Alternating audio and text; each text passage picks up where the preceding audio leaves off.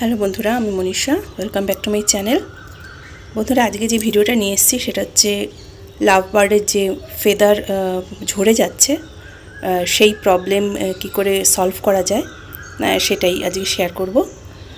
Love bird খুব সুন্দর একটা ঘরে রাখার একটা খুব সুন্দর একটা পাখি। অনেক পাখি আছে, তার মধ্যে লাভ বার্ড একটা অন্যরকম। কিন্তু যখন এর পাখনাগুলো ঝরতে শুরু করে, অলরেডি আমার যে হলুদ পাখিটা দেখতে পাচ্ছেন, তা সেটা দেখুন অলরেডি কিন্তু মানে পাখনাগুলো একটু একটু করে বেশ অনেকটাই ঝরে গেছে। চারিদিকে শুধু পাখনার মানে পালক চারিদিকে। তা সেই জন্য আজকে মানে কদিন ধরে আমি তার ট্রিটমেন্ট করছি। তা আজকেও সেটা করব, সেটাই আপনাদেরকে দেখাবো কি করলে এই প্রবলেমটা থেকে আমরা লাভ বার্ডকে বাঁচাতে পারবো। সেটা হচ্ছে লাভ বার্ডের যে কেসটা থাকে, কেসটাকে সবার আগে পরিষ্কার পরিচ্ছন্ন রাখতে হবে। এটাই হচ্ছে প্রথমে সবার আগে এটা দেখতে হবে। লাভ বার্ডের কেস যদি খাঁচাটা যদি পরিষ্কার না থাকে তাহলে পোকামাকড় হতে পারে, ব্যাকটেরিয়া বিভিন্ন ধরনের হতে পারে, আর সেগুলো পাখিকে আক্রমণ করবে। কারণ পাখি তো খাঁচার মধ্যেই থাকে সারাক্ষণ। আর যদি একটা পাখির হয় তাহলে আরেকটা পাখিকে সরিয়ে নিতে হবে। কিন্তু আমার যেহেতু দুটোই পাখি আর আমার কোনো খাঁচা নেই, সেই জন্য বাধ্য হয়ে আমাকে একই জায়গায় রাখতে হয়েছে। আর আমার পাখির যে প্রবলেমটা বিশাল কিছু তা না, কিন্তু অনেক সময় পাখি গা চুলকোতে চুলকোতে একদম পালক পুরো সরিয়ে মানে ফেলে। কিন্তু এটা আমার প্রথমেই নজর যেহেতু পড়েছে, তাই আমি প্রথম থেকেই এই ট্রিটমেন্টটা করতে শুরু করেছি। আর সপ্তাহে অন্তত একবার পাখির ট্রে আর পাখির খাঁচা খুব ভালোভাবে পরিষ্কার করতে হবে। খাবারগুলোকে আগে বের করে নিতে হবে খাঁচা থেকে, তারপরে স্যাভলন বা ডেটল জলে মিশিয়ে খাঁচাটাকে ভালো করে একটা কাপড় দিয়ে ভালো করে পরিষ্কার করে ফেলতে হবে।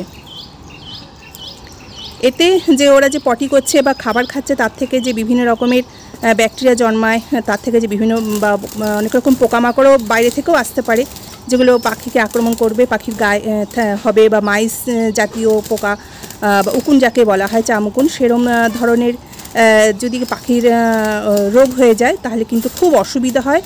পুরো পালক কিন্তু পাখি মানে চুলকোতে চুলকোতে তুলে ফেলে, আর তখন পাখির জন্য যেটা কষ্টকর এবং দেখতেও খুব বাজে লাগে। তা সেই জন্য প্রথমেই দেখতে হবে যে সপ্তাহে অন্তত একদিন যেন ওর কেস ট্রে ভালো করে ডেটল জল দিয়ে পরিষ্কার করা হয়। এছাড়া আপনি ডেটল জল ছাড়া নিম পাতার জল সেদ্ধ করেও সেটা দিয়েও পাখিকে স্নানও করাতে পারেন, বা যে পাখির যে খাঁচা সেটাকেও পরিষ্কার করতে পারেন। নিম পাতার জলও কিন্তু খুব ভালো। তা খুব ভালোভাবে আমি আজকে পাখির খাঁচাটা পরিষ্কার করে নেব। আমি সপ্তাহে একদিন করি, আর আজকেও করে নিচ্ছি। দুদিন আগেই করেছি, কিন্তু পাখি রোজই মানে মানে নোংরা করে আর কি, ওরা পটি করে খাবার দাবার ফেলে। আর যেহেতু একটা ওর স্কিনের প্রবলেম চলছে, চুলকনি চলছে, সেই জন্য সবসময় একটু পরিষ্কার পরিচ্ছন্নতার দিকে নজর রাখতে হবে। সেই জন্য আপনাদের যদি কাছাকাছি যেটা সুবিধা, যদি নিম পাতা থাকে হাতের কাছে, নিম পাতা সেদ্ধ জল ঠান্ডা করে সেটা পাখিকে স্প্রে করে দিতে পারেন। বা এইভাবে অ্যালোভেরা, আমার বাড়িতে যেহেতু অ্যালোভেরা অ্যাভেলেবেল আছে, সেই জন্য আমি অ্যালোভেরাটা কি জলের সাথে মিশিয়ে এইভাবে একটা পেস্ট বানাবো। জল দিয়ে একটুখানি পেস্ট বানিয়ে অ্যালোভেরাটা স্প্রে করব। বা প্রত্যেক সপ্তাহে পাখিকে জলের মধ্যে অল্প ডেটল দিয়ে সেটা দিয়েও আপনারা স্নান করাতে পারেন। এতেও কিন্তু পাখি পরিষ্কার পরিচ্ছন্ন থাকে, আর বিভিন্ন রকমের স্কিন প্রবলেম থেকে পাখিকে বাঁচানো যায়। আর অ্যালোভেরা জেলটা এতটাই ভালো যে আমরাও কিন্তু স্কিনে লাগাতে পারি, চুলেও এটা ব্যবহার করতে পারি। তাতে আমাদের চুলও ভালো থাকবে, আমাদের যে স্কিন সেটাও ভালো থাকবে। মানে আমাদের যে আমরা যেটা ইউজ করছি সেটাই কিন্তু পশু পাখিরও কাজে লেগে যায়, ব্যবহার হয়। তা ঘরোয়া জিনিস থেকে দিয়েই কিন্তু আমি পাখিটা ট্রিটমেন্ট করব, তার জন্য কিছু আমার আলাদা কোনো ওষুধপত্র কিছু কিনতে হয়নি। অ্যালোভেরা জেলের মধ্যেই অল্প একটু জল দিয়ে পেস্ট বানিয়েছি, এটা দেখুন বেশ পাতলা। এর সাথে আমি আরও একটু জল মেশাবো যাতে স্প্রে করতে সুবিধা হয়। আর এটা যেন খুব ভালোভাবে মানে পেস্টটা হয়, কোনো যেন দানা না থাকে, তাহলে কিন্তু স্প্রে বোতলটা আবার খারাপ হয়ে যেতে পারে। তো এইভাবে রেডি করে কিন্তু পাখিকে স্প্রে করতে হবে। এটা কিন্তু আপনারা প্রত্যেক সপ্তাহেই করবেন, পাখির কোনো রোগ হোক বা না হোক, এটা কিন্তু স্প্রে করলে পাখির স্কিন ভালো থাকবে। এছাড়া লাভ বার্ড পাখির ভালো ব্রিদিংয়ের জন্য, জেনারেল হেলথের জন্য আর বিভিন্ন স্কিন প্রবলেম ইয়া ডিজিজের জন্য। তা যে কোনো হেলথ গ্রোথ এই সমস্ত খাবার, যে শরীরে যে পুষ্টির অভাব সেই আর ভালো কালার, দেখতেই পাচ্ছেন লেখা আছে। তো এই সমস্ত কিছুর জন্য বার্ডস কেয়ার আমরা এটা ইউজ করতে পারি। এটা 15 দিনে পরপর 3 দিন দিতে হবে, মাসে মানে 6 দিন আপনাকে এটা ইউজ করতে হবে। এটা করলে বার্ডসের যে স্বাস্থ্য সেটা ভালো থাকবে।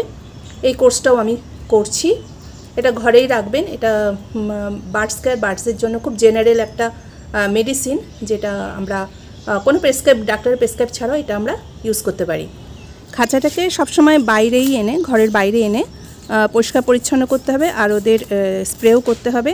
এতে খাঁচাতেও কিছুটা ওষুধ লেগে যায় আর ওদের গায়েও লেগে যায়। আর অ্যালোভেরা জেল এগুলো চোখে লাগলে ন্যাচারাল জিনিস, তো চোখে লাগলেও খুব একটা ক্ষতি হয় না, কারণ এগুলো তো কেমিক্যাল না। তাহলে আমি যে 3টি উপায় বললাম, আপনারা ওদের স্কিনের যে প্রবলেম বা ফেদার চুলকে চুলকে ওরা তুলে ফেলছে, সেটার জন্য আপনারা অ্যালোভেরা জেলের এরকম স্প্রে করতে পারেন, নিম পাতার জল সেদ্ধ করে সেটারও স্প্রে করতে পারেন, বা ডেটল জলে মিশিয়েও কিন্তু স্প্রে করতে পারেন। তবে ডেটলটা চোখে গেলে একটু মানে কেমিক্যাল থাকে, তো একটু অসুবিধা হতে পারে। সেটা যাতে চোখে না যায়, তাও খুব একটা ক্ষতি হয় না। আমি ইউজ করেছি, খুব একটা অসুবিধা হয় না। এতে ওদের যদি অনেক সময় কেটে যায়, কারণ এখানে তার তোর থাকলে ওরা মুখ দিয়ে টানাটানি করে, তখন কিন্তু ওদের একটু দেখবেন ব্লাডও বেরোয় ঠোঁটের পাশ দিয়ে বা ফেদারের ওখান থেকে কিন্তু একটু কেটে কুটেও যায়। তো ডেটল জল বা নিম পাতা জল এই সমস্ত দিলে কিন্তু সেইগুলো কিন্তু জন্য ভালো। প্লাস ওদের যে স্কিন সেটাও ভালো থাকবে। তো এই 3টে জিনিস আপনারা ইউজ করতে পারেন, যেটা আপনাদের কাছে অ্যাভেলেবেল থাকবে সেটা ইউজ করতে পারেন। অনেক লাভবার্ড পাখি আছে যাদের খাবার জলটা দিলেই কিন্তু সেখানে স্নান করে নেয়, আর আমার যে পাখিগুলো সেগুলো একদমই স্নান করতে চায় না। সেইগুলো তাই জন্য সপ্তাহান্তত একদিন ওদেরকে বের করে এভাবে জোর করে স্প্রে করতে হয়।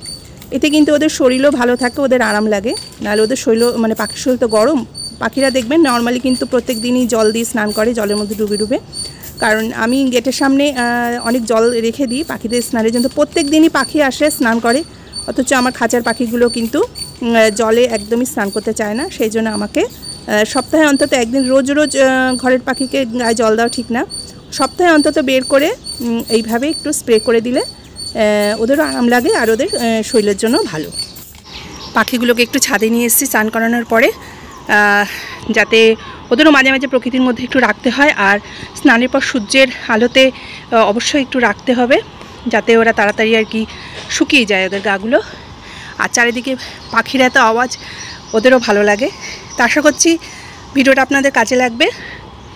আর নতুন বন্ধু হলে অবশ্যই চ্যানেলটাকে সাবস্ক্রাইব করবেন, পাশে থাকবেন, লাইক আর শেয়ার করবেন যদি ভালো লাগে। তাহলে পরের ভিডিওতে আবার দেখা হবে। ততদিন ভালো থাকবেন, সুস্থ থাকবেন। টাটা।